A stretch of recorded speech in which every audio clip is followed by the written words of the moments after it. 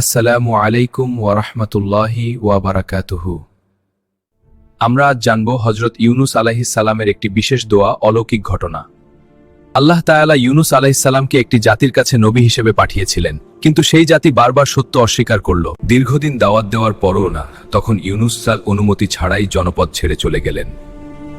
তিনি উঠে পড়লেন একটি জাহাজে। হঠাৎ সমুদ্র উত্তাল হয়ে উঠল। আল্লাহর হুকুমে একটি বড় মাছ ইউনুস আলাইহিস সালামকে গিলে ফেলল। চারদিক অন্ধকার, রাত, সমুদ্র আর মাছের পেট।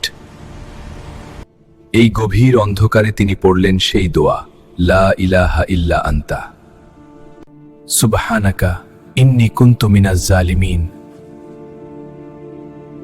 আল্লাহ তার দোয়া কবুল করলেন। মাছ তাকে নিরাপদে তীরে এনে ছেড়ে দিল।